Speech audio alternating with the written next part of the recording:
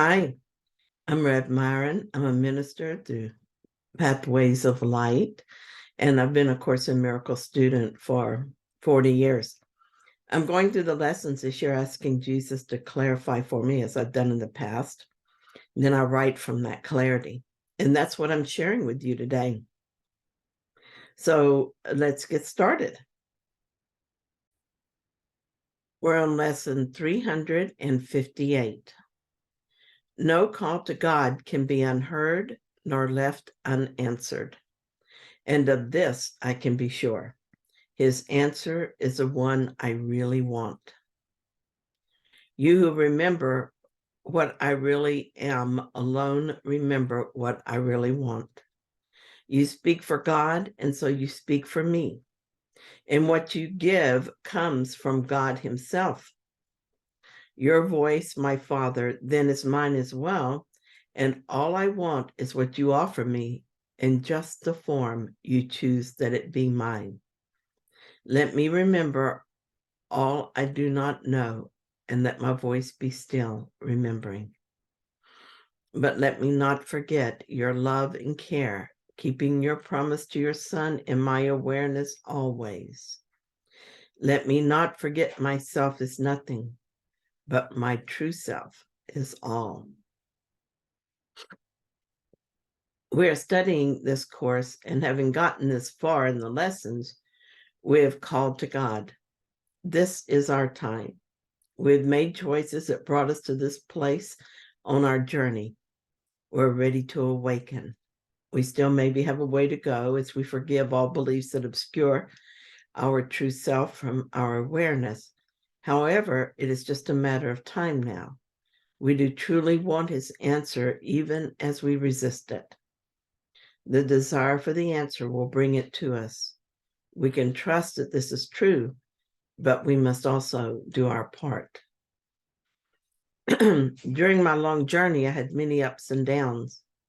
I would experience a miracle of a healed mind, but then I would find myself lost in another ego story. For a long time, when this would happen, I would be upset. I would feel guilty and afraid I couldn't do this. But in spite of my fear, I would continue the practice. Finally, I began to understand that just as the miracle was perfect, so was the next era in thinking. It was just something in need of healing coming up for me to work on. This is what I came for, so how could anything be wrong with it? Sentence 7 points to the ultimate goal. We think we are this self we so closely identify with in this story. For all of my life, I thought I was Myron, and for most of my life, I worked diligently to make a better Myron. When my spiritual aspiration became strong, I even thought I was making Myron more spiritual. The joke was on me because there is no Myron. She's just a collection of ego beliefs specific to this story. My spiritual path has actually been moving me toward letting her go so that I could embrace the self that I am. This was scary at first to even think about letting go of the self I call Myron. Who would I be? For a time, I comforted myself with the idea I would still exist as spirit, but in my mind, that meant there would still be a self. I would be a self without a body, but still a self, as spirit with other spirits.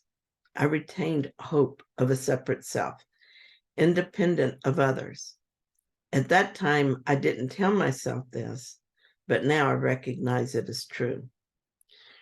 What I long for now is to know my true self as one with all that is to know myself as part of creation in which there is no separation. I don't have a clear picture of this, but I still want it. I find that I still think of myself in terms of duality, but I also know that I'm moving toward non-duality. It's true, I don't have a reference point for that, but I'm willing to step out into the unknown. What does it feel like not to have a personal self? I don't remember. However, I'm ready to remember. Others have gone before me and have done it and have rejoiced in it. Here I am, God. You who remember what I really am alone, remember what I really want. I'm intrigued by this first sentence. How strange that I don't remember what I am or what I really want. Even in asking to awaken, I was asking blindly and really didn't know what awakening was for. Honestly, I just wanted to feel better, to be happier, to feel safe and at peace. But I had no idea of anything past that. I still don't have any idea of anything past my present experience. But the Holy Spirit does know and is gently guiding me one step at a time. Another intriguing idea is in sentence 4, where he says, and all I want is what you offer me in just a form you choose that it be mine. This is a sentence of surrender. I don't know what I need, but I trust that it will come to me. And the form it takes is perfect. I've seen this is true in my life. Situations that seemed perfectly awful in the midst of them, in retrospect, have brought me to awakening. I don't regret a moment of those trying times. While they were happening, I often thought something was wrong, and I thought I knew what needed to occur for me to be happy and what needed to stop occurring for me to be happy. But I was wrong. I needed the moment just as it was transpiring. Let me remember all I do not know, and let my voice be still remembering. This story is not over, so there will probably be other valuable moments that I will want to resist. If so, the wisest thing I can do is remember everything I do not know.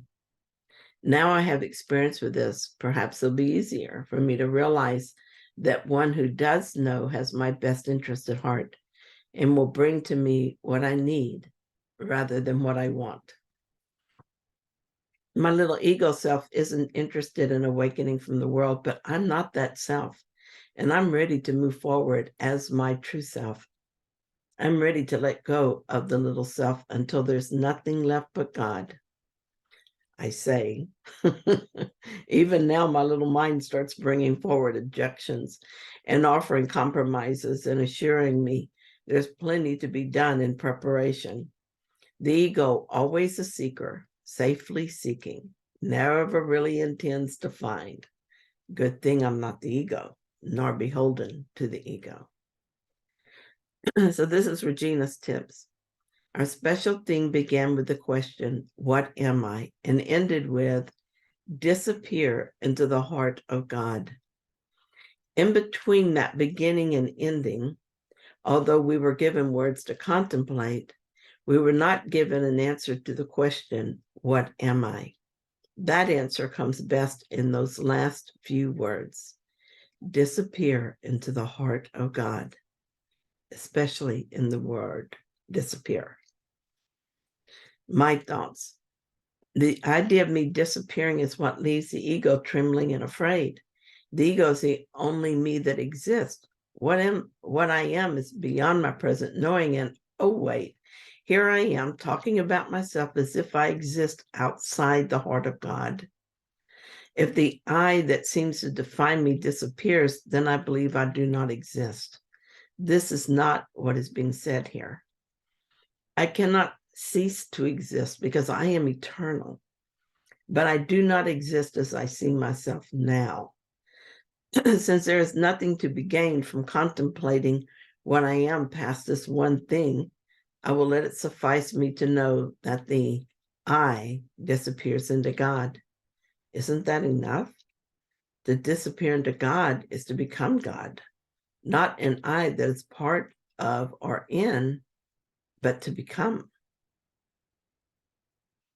So here are some past entries. A few years ago, when I was still listening to the ego voice, in spite of my growing desire to hear only the voice for God, I talked to the Holy Spirit about my discouragement.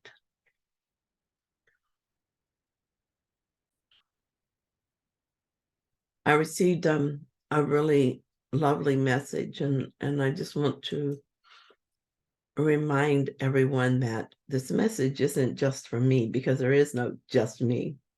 This message is for all of us. Anyone who is feeling that they're clinging to the ego, feeling sad and disappointed. The Holy Spirit said, "Child of God, I felt your sadness this morning when you wished you could hear my voice as clearly as you still hear the ego. I noticed that you were comparing your ability to that of another and had found yourself wanting. My voice is as strong in you as it is in anyone who lives or has ever lived. It is as strong in you as anyone who has taken a body or never taken a body. My voice does not vary with persons, nor is it dependent on anything in its strength. I am never absent from anyone in any circumstances. When I'm not heard, it is because of fear. There is fear in hearing my voice because then the other voice is no longer heard. Do not be discouraged by your desire to withhold your attention from the truth, but also do not be hesitant to see it for what it is. You're not wrong for choosing the ego voice, just mistaken in your desire. Know that my voice is always the same. I do not become quiet in the face of your mistaken choice, but remain constant as your source of truth. There is nothing you can ask for that will be denied you, Son of God. Everything you want is provided to you the instant you want it. Just look around at the effects of all your choices. Your world is complete and just as you desired. If you're not satisfied with what you have made, then choose again. Truly, it is that simple. Just as you asked for and received conflict and its resultant pain, you can choose a peace of God and experience joy instead. It's no harder to choose peace than it is to choose conflict. Do you want it? If you prefer your interesting little dramas for a while longer, then by all means have them. You are never wrong, and God does not judge your choice. But look closely at the effects of your choices and decide if that is what you want to continue to create. And when you change your mind, know truly that your experience will change just like that. When you're tempted to feel less than someone else, talk to me. If you're tempted by the egoic part of the mind to think that you cannot have what you want, come to me with your concerns. Or if you think that the world reflects something other than your choices, remember what I have told you about the power of decision. Come to me and laugh with me at the absurdity of such a possibility and watch it melt away from your consciousness. Do not take it seriously because it does not deserve your serious concern. It is only important that you see it as it is and that you decide if you would keep it or let it go. And that is not serious, but only a choice to be made. Open your heart, precious one, and accept the joy that is yours and has always been yours. Only you can close yourself to that joy, and only you can change your mind and accept it. You have always celebrated the birth of Jesus at this time of the year. Perhaps you'd like to celebrate the birth of Christ in your mind instead.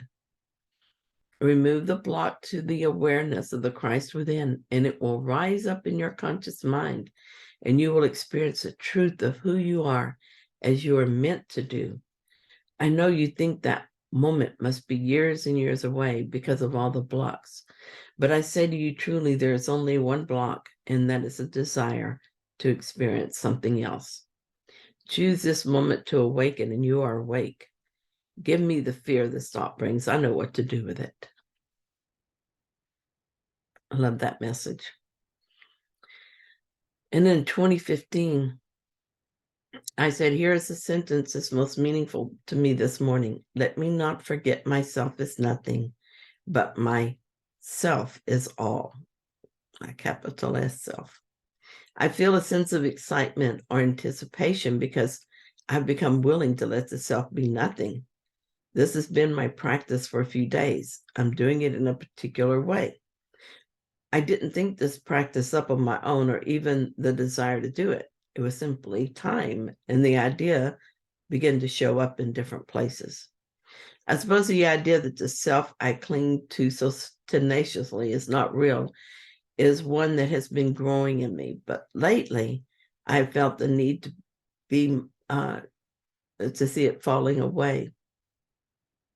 Happiest of all, I don't feel panic about this. Some ego resistance, but not strong fear. This is a form the practice is taking at the moment. I notice the thought that I have a headache, and I mentally shift that thought to this body has a headache. It's not just a play on words. When I shift from the personal to the impersonal, I feel a shift in identity. I began to know myself as something more than a body with a headache. I was more aware that a headache is just a projection of a thought onto a body and not my identity as one who has headaches. When I said I have too much to do today, I shifted it to there is too much to do today. That shift from the possessive pronoun shifted more than I would have expected. When I owned that thought, I have too much to do today, I assumed responsibility for either finding a solution or suffering because of it, probably both. When I simply noticed that there was too much to do today, I automatically asked the Holy Spirit to guide me in my choices. I felt more peaceful immediately, and I realized I would finish what needed to be finished. And if something was left incomplete, then it was meant to be incomplete.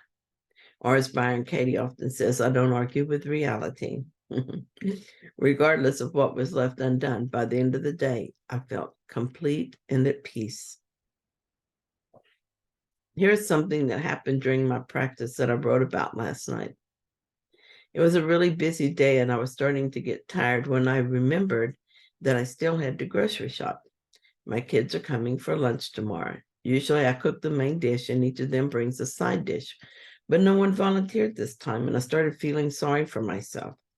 The thought was something like this: why is no one helping me? This isn't fair. Why should I do all the work when I'm so tired? I noticed that these thoughts were all about the Myron character and her little world. It is her favorite drama she plays out in many forms. She wants to feel unfairly treated because that's her story and one she likes. Seeing this very clearly, I had to let it go because it's no longer desired. Letting go of the desire for this little drama is letting go of the desire to keep the little self in place. Letting go of the story of Myron in this small way opened a space for life to unfold differently. A few minutes later, my daughter called to see what she could bring. And without the burden of being unfairly treated, the shopping went well. And the meal will be simple and easy to prepare today. The thing is, I am beginning to accept that the little self I made, with all its needs and peculiarities that define it, is nothing. I'm letting it go so that self can arise in its place. Is it silly to do this one little pronoun at a time? I think it's a perfect way to practice. Thank you so much for joining me today in this lesson. If you found it helpful, then please like it. And if you haven't yet, then please subscribe. And I'll be back tomorrow with another lesson.